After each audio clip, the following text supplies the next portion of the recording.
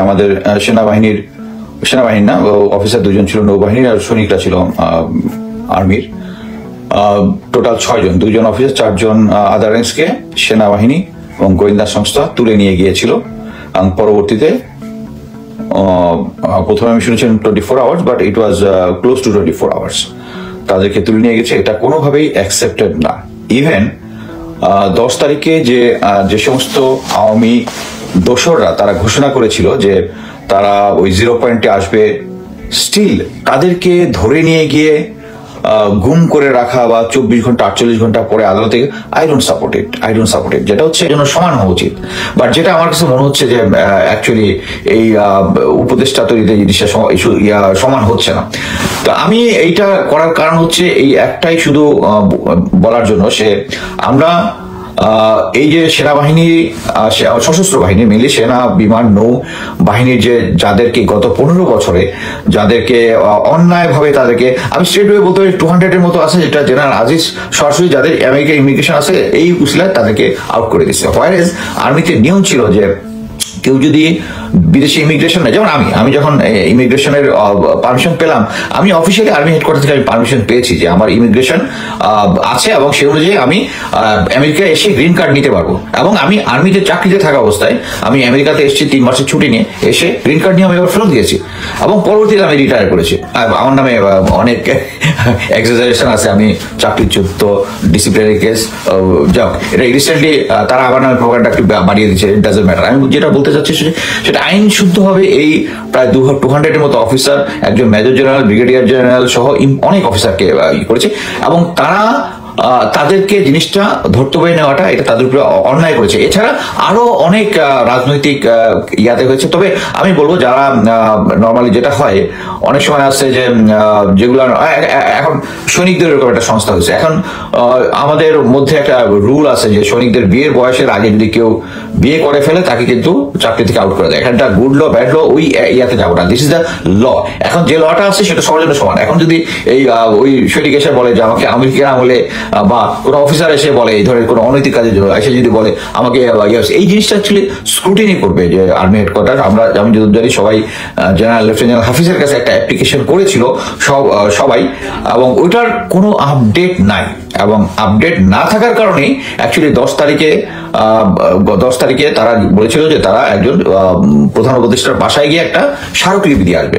But আমি মনে করি ডেটটা চুজটা রং ছিল, কারণ একই 10 তারিখেই ছিল হচ্ছে আওয়ামী লীগরা এসে 0 পয়েন্টে কোনো গন্ডগোল পাকানোর চেষ্টা করবে। সো এটা একটা রং ডিসিশন ছিল। But it doesn't mean that কেউ এসে এই অফিসার সৈনিকদেরকে, তারা কিন্তু যমুনার সামনে থেকে অ্যাবডাক্ট হয়নি, তাদেরকে অ্যাবডাক্ট করে নিয়ে গিয়ে ক্যান্টনমেন্ট থানার ভিতরে তারা ছিল, যেটা আমি স্ট্রংলি আগেও কন্ডেম করছি, এখনো কন্ডেম করতেছি। যে এই জিনিসটা অ্যাকচুয়ালি আমি যেটা প্রথমে আমি ডিজিএফআই বললে আমি এখন একটু ডিগিং করে যেটা জানলাম, এটা অ্যাকচুয়ালি সেনাবাহিনীর গোয়েন্দা সংস্থা এবং র্যাবের একটা পেট্রোল ছিল এখানে। যেহেতু যে যৌথ বাহিনী ফ্লেভার দেওয়ার জন্য এটা আমি আর্মি থেকে করেছি, সেটা হচ্ছে আমরা একটা অপারেশন করলে সাথে সবসময় পুলিশ নিয়ে যেতাম। সো এখানে র্যাব করেছে। সো এটার আমি স্ট্রংলি কন্ডেম করতেছি আবারও। এবং আমি অবাক হলাম যে মেইন স্ট্রিম মিডিয়াতে এই তথ্যটা আসছে না। বাট অনেকেই কিন্তু তারা থানার ভিতরে ভিডিও এবং অডিও এবং ইভেন লেফটেন্যান্ট ইফতেখার রিটায়ার্ড, সে ওখান থেকে মুসলেখা দিয়ে নিয়ে আসছে, ওই মুসলেখাটাও আছে এখানে। এটা বিশ্বাসযোগ্য করার কোনো কিছু নাই। আমার ভিডিওর পিছনে সবাই এখানে বলতে থাকে গুজব, আই ডোন্ট মাইন্ড, কারণ I survive Sheikh Hasina regime. So এই গভর্নমেন্ট যদি এখনো, আমি রিসেন্টলি দেখলাম যে আমার যত ভিডিও এগেনস্টে কন্টিনিউয়াস কমেন্ট করতেছে, এবং গোয়েন্দা সংস্থাকে বলবো যে প্লিজ এই কনসেপ্টটা থেকে বেরিয়ে আসেন। আমাকে বিভিন্ন অ্যাকচুয়ালি পরিচিত লোকদের দিয়ে একটা থ্রেড দেওয়া হয়েছে। আমি শুধু এটি বলেছি, I survive Sheikh Hasina regime. So এই রেজিম, এই সময়টা আমি রেজিম, আমি বলতে এটা বোঝাচ্ছি না যে প্রফেসর ইউনূসের সরকারের রেজিম, কারণ এটা আমি বারবার বলে আসছি যে সেনাবাহিনীর উপরে এবং গোয়েন্দা সংস্থার উপরে কন্ট্রোল আছে হচ্ছে জেনারেল ওয়াকারের, এবং এই কন্ট্রোলটা আমাদের প্রফেসর ইউনূসের নাই। আমি কয়েকটা অফিসারদের এবং আড্ডার মধ্যে বলছিলাম, তাহলে কে ওয়াকার স্যারকে করবে, ওয়াকার স্যারকে কে কি বলে ফায়ার করবে। হ্যাঁ, এটার ফায়ার প্রফেসর ইউনূসের এই সংবিধান অনুযায়ী নাই। সংবিধান অনুযায়ী এটাকে প্রধান প্রেসিডেন্ট হচ্ছে সশস্ত্র বাহিনী প্রধান। আমি আগে আমার ভিডিওতে বলেছি, এখানে চুপ্পু ইজ দেয়ার। হ্যাঁ, এখন চুপ্পু যদি এখানে থাকে তাহলে তো চুপ্পু তো আওয়ামী লীগের লোক, আমরা সবাই জানি ওয়াকার আওয়ামী লীগের লোক, ঢাকার ইম্পর্টেন্ট প্লেসের যেগুলো আছে আওয়ামী লীগের লোক। সো সেম জিনিস যে ওকে কে ফায়ার করবে, প্রফেসর ইউনূস তো পারবে না অ্যাকর্ডিং কনস্টিটিউশন। এবং সবচেয়ে অবাক কাণ্ড হচ্ছে যে আমি আগেই বলেছি যে জেনারেল ওয়াকার কিন্তু গোয়েন্দা সংস্থাগুলো চালাচ্ছে এবং মিলিটারি যে সমস্ত উপদেষ্টা হয়েছে সব তার অ্যাডভাইজে। এবং এটার ফাইনাল রেজাল্টটা কি? ফাইনাল রেজাল্ট হচ্ছে এখন প্রফেসর ইউনূসের কোনো অ্যাডভাইস নিয়ে যখন লেফটেন্যান্ট জেনারেল হাফিজ জেনারেল ওয়াকারকে ফোন করেন, বিভিন্ন অ্যাডভাইস পছন্দ না হলে জেনারেল ওয়াকার ফোন রেখে দেয়। It's a verified information. আমাকে আপনারা যতই গুজববাজ বলেন, আমি দীর্ঘদিনের অভিজ্ঞতাতে বিভিন্ন ইনফরমেশন আমি কনফার্ম না করে বলি না। সো এখন জেনারেল ওয়াকার জেনারেল হাফিজকেও পাত্তা দেয় না। সো আপনি অ্যাকচুয়ালি বাংলাদেশের সিচুয়েশন এবং সেনাবাহিনী যে সমস্ত ডিজিএফ এবং অন্য গোয়েন্দা সংস্থা এখন দেখতেছি যে যারা বট বাহিনী এখন আমার পিছনে লাগিয়েছে, আর কথা হচ্ছে তাদেরকে শুধু একটা জিনিসই বলতে চাই, এই সিস্টেমে বট বাহিনী লালা দিয়া কিন্তু হাসিনা সরকার পায় না। আপনারা কেমন পাবেন? আমাকে মানে সেনাবাহিনীর ভিতরে বলার চেষ্টা করতেছে যে আমরা সেনাবাহিনীর, আমি বা অন্যান্য যারা কথা বলি, সেনাবাহিনীর ভাবমূর্তি নষ্ট করতেছে। একটা জিনিস বুঝতে হবে যে সেনাবাহিনীর ভাবমূর্তি আমরা নষ্ট করতেছি না। একটা কথা আছে, extraordinary situation needs extraordinary measure. আপনারা সেনাবাহিনীকে এমন একটা পর্যায়ে নিয়ে গেছেন যেখানে সেনাবাহিনীর ঊর্ধ্বতন অফিসার ব্রিগেডিয়ার জেনারেল এক্সটর্শনের জন্য যায় এবং কট হয় এবং তাকে দেখা যায় বিভিন্ন যায়। এই সিচুয়েশনটা কেন হয়েছে? কারণ তারা দেখতেছে যে চতুর্দিকে everything is not going right. আমি ডিটেলসে যাচ্ছি না, কথা হচ্ছে এরকম একটা সিচুয়েশনে নিয়ে আসছেন। এটা আমাদের এই কথাগুলো বলার দরকার পড়তো না যদি না আপনি প্রয়োজনীয় ব্যবস্থা গ্রহণ করতেন। যারা গুম, খুন এবং 2024 থেকে আগ পর্যন্ত 2018 থেকে শুরু করে যে সমস্ত নির্বাচন হয়েছে সেগুলোতে যারা ম্যানিপুলেট করেছে এবং দেয়ার আর ইনভেস্টিগেশন, ইভেন এখন যে গুম খুনের জন্য যে একটা বোর্ড যেটা হয়েছে তাদের কাছে, কমিশনের কাছে অলরেডি লোকজন তাদের স্টেটমেন্ট দিয়েছে, কিছু মামলা হচ্ছে। স্টিল জেনারেল ওয়াকার আপনি কাউকে ফায়ার করতেছেন না, কাউকে করতেছেন না। So who will do it? আপনি এটাও জানেন জেনারেল ডক্টর ইউনূস আপনাকে ফায়ার করতে পারবে না। কারা পারবে? আপনাদের control. Let it get it very clear. General ওয়াকারকে এখনো জেনারেল তারেক সিদ্দিকী কন্ট্রোল করে। General Tarek Siddiqui means India control করে। আমি আগেও বলেছি, এর উদাহরণ হচ্ছে general Shaheen, lieutenant general Shaheen যে অজিত দোভাল পাশের দেশের সিকিউরিটি অ্যাডভাইজারকে বলেছে যে জেনারেল ওয়াকার পারতেছে না, তাকে সরাই আমাকে চিফ বানান, আমি সব ঠিক করে দিব। এটা জেনারেল ওয়াকার জানে। জানার পর তাকে ইন্টারভিউ নিয়েছে, বেশি নিয়েছে, পরে তাকে শুধু এক জায়গা থেকে আরেক জায়গায় পোস্টিং করেছে। কেন পারে নাই? ওনার কি ক্ষমতা? কারণ উনিও ভারতের সেবা পুষ্ট এবং লেফটেন্যান্ট জেনারেল শাহিনও তাই। এবং যেখানে জেনারেল মুজিব লেফটেন্যান্ট জেনারেল হয়ে গেছে বাংলাদেশ আর্মিতে, সে 5ই আগস্টের পরে যত 250 জন ভারতীয় বিভিন্ন ভাবে বাংলাদেশের এগেনস্টে কাজ করতেছিল তাদেরকে ক্যান্টনমেন্টের ভিতরে জায়গা দিয়ে তাদেরকে ভারতীয় প্লেনে, সেটা তো রেগুলার মিডিয়াতে আসছে, চলে গেছে। এরকম একটা সিচুয়েশনে বাংলাদেশ আর্মিকে আপনারা নিয়ে গেছেন দেখে আমাদের এখন কথা বলতে হচ্ছে। তারপরে আমাদের কথা বলতে হতো না যদি আপনারা এই যে সমস্ত পারমিটের আছে যারা গুম, খুন বা অন্যের সাথে জড়িত তাদেরকে যদি আপনি খারিজ করে দিতেন, তারা জেলে যাবে কি জানাবে না এটা আদালত দেখবে। এখন একটা মনে রাখবেন, কেন আপনি দিচ্ছেন না এটা আমরা ভালো মতো জানি। কারণ দেশে একটা নিয়ম আছে, সেটা হচ্ছে সরকারি চাকরিজীবী কারোর এগেনস্টে যদি মামলা করতে হয় তাহলে পারমিশন নিতে হয় সরকারের। আমি যদিও জানি ওইটার জন্যই তাদেরকে আপনি অ্যাকচুয়ালি শিল্ড দিচ্ছেন, তাদেরকে আপনি সেভ করতেছেন। এই কাজটা আপনি ঠিক করতেছেন না। আমার যা বক্তব্য ছিল এখানেই শেষ। আমি কিছু কোশ্চেন নিব, যদি কারো কোনো কোশ্চেন থাকে করতে পারেন।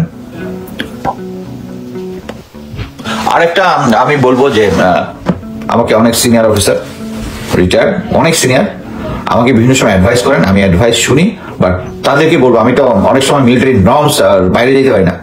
প্লিজ আপনারা আমাকে অ্যাডভাইস না করে, আপনাদের ক্রেডেনশিয়াল আমার থেকে অনেক বেশি, আপনারা সেনাবাহিনীতে বিভিন্ন আরো বেশি চাকরি করেছেন, প্লিজ আপনারা নিজেরা এগুলার প্রতিবাদ করেন। কারণ Bangladesh army is going in a wrong way. একটা সময় ছিল, আমি গ্যারান্টি দিয়ে বলতে পারি যে আপনি বাংলাদেশ আর্মিকে বিশ্বাস করে আপনি যদি কোটি টাকা তাকে রেখে যান বা ইন্ডিভিজুয়াল কাছে রেখে যান, আপনি এক্সাক্ট ওইটা অ্যামাউন্ট ফেরত পাবেন যখন আপনি ইয়া করে যাবেন। আর্মিকে ওই লেভেলের বিশ্বাস আপনারা করতে পারবেন। কিন্তু আমরা প্রেজেন্ট সিচুয়েশন দেখতেছি যে আওয়ামী লীগ এই জিনিসটাকে ইমব্যালেন্স করে দিয়েছে পুরা। তারা এই পিরামিডটাকে যত অনৈতিক অফিসার যারা আছে তাদেরকে উপরের দিকে নিয়ে আসছে, এবং উপরের দিকে নিয়ে আসার ফলে বাংলাদেশ আর্মি এখন ইমব্যালেন্স হয়ে গেছে। এটাকে আমাদেরকে আবার ঠিক লাইনে নিতে হবে, এবং এই জন্য আমরা যারা সিনিয়র অফিসার যারা আছেন তাদেরকে অনুরোধ করব, আমাকে অ্যাডভাইস না করে প্লিজ নিজেরা কথা বলুন। কোনো কোশ্চেন থাকলে আমি দিব, যেহেতু আজকে আমার আছে উপদেষ্টা পরিষদের নিয়োগ করে দেওয়া। উপদেষ্টা পরিষদের নিয়োগ কারা দেয়? হ্যাঁ, উপদেষ্টা পরিষদের নিয়োগ কারা দেয় আমি যেটা আগে বলেছি, সেনাবাহিনীর যারা আছেন তারা জেনারেল ওয়াকার দেন, তাতে কোনো ডাউট নেই। বাট বাকি যারা কাদের দেন আমি আপনাদের মতো কনফিউজড। আপনি একটা জানেন কি উপদেষ্টা নিয়োগ দিচ্ছে, কে সিলেক্ট করতেছে? ওকে ভাই, প্রধান উপদেষ্টাকে সরাসরি কথা বলার সুযোগ থাকলে ওনার সাথে কথা বলা জরুরি। ওনাকে বুঝাতে হবেন স্যার রয়ের মুক্ত বাংলাদেশ কি সম্ভব। আমি অ্যাকচুয়ালি দুইটা ডিভাইসে করতেছি, এই জন্য দুদিকে তাকাচ্ছি। কার কোনো প্রশ্ন থাকলে করতে পারেন। স্যার ইন্ডিয়ানদের কি ব্রেন ওয়াশ করা হচ্ছে? স্যার ইন্ডিয়ানদের কি ব্রেন ওয়াশ? সাধারণ মানুষকে চট্টগ্রামে ভারতীয় সামরিক অভিযানের সাধারণ মানুষ চট্টগ্রামে ভারতীয়, অ্যাকচুয়ালি আমি যেটা মনে করি যে ভারত বর্তমান বিশ্ব বাস্তবতাতে তারা আমাদের উপরে আক্রমণ করে আমাদের এলাকা দখল করে নেবে, এটা অবাস্তব। কিন্তু যেটা হয় এটা একটা পাবলিক পারসেপশন তৈরি করা। এই যে মনে করেন যে ট্রাম্প বলেছিল যে হিন্দুদের উপর অত্যাচার হচ্ছে, এটা হচ্ছে এটা পাবলিকলি মানুষের কাছে মানে আন্তর্জাতিক পর্যায়ে একটা ফোরাম তৈরি করা যে এরকম একটা সিচুয়েশন হচ্ছে যেখানে ভারতীয় আগ্রাসন, এটা হচ্ছে ভারতীয় পররাষ্ট্রনীতির একটা পলিসি, যাতে আমাদের উপরে একটা প্রেশার রাখতে হয়। এই প্রেশারটাকে রিলিজ করে তাদেরকে উল্টা প্রেশার দেওয়ার একটা সিচুয়েশন তৈরি করতে হবে। কিন্তু কে তৈরি করবে আমি জানি না। আমাদের পররাষ্ট্র উপদেষ্টা যিনি আছেন জনাব তৌহিদ, উনি আমার ক্যাট কলেজ ফার্টিলিটির ভাই, ওনার সাথে আমরা ডিনারও করেছিলাম। সুন্দর সুন্দর উনি কথা বলেছেন, বাট অন গ্রাউন্ডে উনি কিছুই করতেছেন না, সরি টু সে। নেক্সট, সিদ্ধান্ত নিচ্ছেন। কারো কোনো সলিড কোশ্চেন না থাকলে আমি শেষ করব। আচ্ছা, দেশের সাধারণ মানুষ মনে করে দেশ আবার আওয়ামী লীগ আসবে, সরকার উপদেষ্টার হাবভাব মনে হচ্ছে তারা বিশ্বের বুঝেন না, জনগণকে ধোঁকা দিচ্ছেন। সাবেক সেনা কর্মকর্তা কে এক প্ল্যাটফর্মে এসে আওয়াজ তুলবেন? হ্যাঁ, আমি মনে করি যে রাওয়া একটা ভালো প্ল্যাটফর্ম ছিল, কিন্তু রাওয়াতে কিছুদিন পরে একটা নির্বাচন হবে। আমি আশা করব যারা মানে এখন একটা সিচুয়েশন হয়েছে, মনে করেন যে আপনি নিউট্রাল, হ্যাঁ আপনি নিউট্রাল হতে পারেন, আমি নিউট্রাল, বাট কথা হচ্ছে আমি নিউট্রাল হলেও আমি এন্টি আওয়ামী লীগ। কারণ আওয়ামী লীগ আমাদেরকে যে পরিমাণ অন্যায় অত্যাচার আমাদের দেশে করেছে, সেটা জায়গায় আপনি যদি নিউট্রাল হন, you are just supporting them. Let it be very clear, আপনার বর্তমান পরিস্থিতিতে মানে নিউট্রাল হয়ে আওয়ামী লীগকে দেখার কোনো সুযোগ নাই, নিউট্রাল হয়ে ভারতের প্রতি সিম্প্যাথি দেখানোর কোনো সুযোগ আপনাদের নাই। তারা জয়েন্ট ভেঞ্চারে আমাদের দেশটাকে যে পর্যায়ে নামিয়ে নিয়েছে, আমাদেরকে যাকে উপদেষ্টা নিয়োগ করতে হবে, যাদেরকে তাদের হবে হচ্ছে এন্টি ভারত সেন্টিমেন্ট থাকতে হবে। আমি মনে করি general Fazlur Rahman the best choice. General Fazlur Rahman was the best choice for this post, but কেউ তার কথা কেউ মুখে আনে না। দেশের সাধারণ মানুষ মনে করে দেশে আবার আওয়ামী লীগ আসবে। ভাই, দেশে আবার আওয়ামী লীগ আসবে না, গেট ইট গ্যারান্টেড। দেশে আওয়ামী লীগ আর আসবে না, আসার কোনো সুযোগ নাই। আসার কোনো, এটা 10 তারিখে অলরেডি প্রুভ হয়ে গেছে। এটা আপনি যদি আওয়ামী লীগ সিম্পাথাইজার হয়ে থাকেন বা গোপন কার্যক্রম চালায় থাকেন আওয়ামী লীগের পক্ষে, তাহলে আপনি হয়তো এই কমেন্টটা করছেন। বাট দেশের মানুষ আর চায় না, এবং দেশের আছে কোনো সুযোগই নাই। কোনো একটা সিচুয়েশনে তারা মানে দাঁড়াইতে পারবে না যে কোনো জায়গায়। এবং কারা চাচ্ছে? হ্যাঁ, ওই যে সেনাবাহিনী, জেনারেল ওয়াকার, 90 জিওসি, ঢাকার ব্রিগেড গুলো। হ্যাঁ, এখনো আমার ইয়ার নিচে সেই পুরোনো, মাঝখানে বন্ধ ছিল কিছুদিন। কি আচ্ছা, আপনার চাকরি গেল কেন? ভাই, আমার চাকরি যায় নাই, আমি ভলেন্টিয়ার রিটায়ারমেন্টে আসছি। হ্যাঁ, কি বলে অনৈতিক কাজে আমার নাকি চাকরি গেছে, আমি নাকি নারী লেলো, ব্লা ব্লা ব্লা। আরে ভাই, আমি রিটায়ারমেন্টের 1 বছর আগেও আমি আর্মি সিকিউরিটি ইউনিটে চাকরি করেছি, যেখানে ক্লিন রেকর্ড। 2016 সালে দেখেন আপনাদের নেত্রী আপা আমাকে পদক দিছে। সো আমার যদি রেকর্ড খারাপ হইতো পদকটা দিত না। বাট কথা হচ্ছে এই জিনিসটা আমি বলতে চাচ্ছি এই জন্যই যে তারা আবার অ্যাক্টিভ, মানে হচ্ছে গোয়েন্দা সংস্থাগুলো আবার ওই ফ্যাসিবাদেরকে সাপোর্ট করার জন্য যে কাজটা এটাই করতেছে। এই যে দেখেন, দুইজন অফিসারকে কি বলে ক্যান্টনমেন্ট থানায় নিয়ে আসছে 4 জন সৈনিক সহ, এটা কোনো মিডিয়াতে কাভার করে নাই। কেন কাভার করে নাই? কারণ স্টিল প্রফেসর ইউনূস বুঝতেছেই না যে তার রেজিমকে ডিসক্রেডিট দিচ্ছে এই গোয়েন্দা সংস্থাগুলা, তাদের এই মিডিয়া এই ইনফরমেশনটা দিচ্ছে না। এটাই তো অ্যাম্পল এভিডেন্স। আপনারা যদি বলেন আমি গুজব ছড়াচ্ছি, প্লিজ আমার ইয়াতেই অনেকগুলা একজনের পোস্ট আমি শেয়ার করেছি যে ওখানে স্পটে গিয়েছিল, আমি যারা স্পটে গিয়ে ওই অফিসারদেরকে নিয়ে আসছে, এবং I thank two OC cantonment থানা, হি ওয়াজ ভেরি হেল্পফুল আমি বলবো সবার সাথে। উনি হচ্ছে কি, উনি তো ওনাকে যে আদেশ দিয়ে গেছে ওটার বাইরে উনি যেতে পারবেন, but from his position he tried his best. আমি যেটুকু শুনেছি হেল্প করার জন্য সেনা অফিসারদেরকে। বাট এখানে আমরা আমাদের অফিসার এবং সৈনিকদেরকে ডিসগ্রেস করতেছি। তাদেরকে ক্যান্টনমেন্টে তাকে ধরে নিয়ে এসে, শহরের ভিতর থেকে ধরে নিয়ে এসে তারা আমরা ক্যান্টনমেন্ট থানায় হ্যান্ড ওভার করে দিচ্ছি। এবং director military intelligence brigadier Selim Azad এবং ডাইরেক্টর মিলিটারি অপারেশনস এরা জড়িত এর সাথে, ক্লিয়ার, এর সাথে জড়িত। আমি প্রথমে ভেবেছিলাম DGFI, it's not DGFI. But জিনিসটা হচ্ছে এইটাই আর কি, যে তারা এখনো আমাদেরকে কন্ট্রোল করতেছে, আমাদের মুখ বন্ধ করার চেষ্টা করতেছে, মিডিয়াকে করতেছে। জেনারেল ডক্টর ইউনূসের হয়তো বা কোনো খবরই নাই। আমি জানি না আমাদের দেশের ফিউচার কি হবে। Let's see. আর কোনো কোশ্চেন আছে? আর যদি কোনো কোশ্চেন না থাকে আমি এখানে শেষ করছি।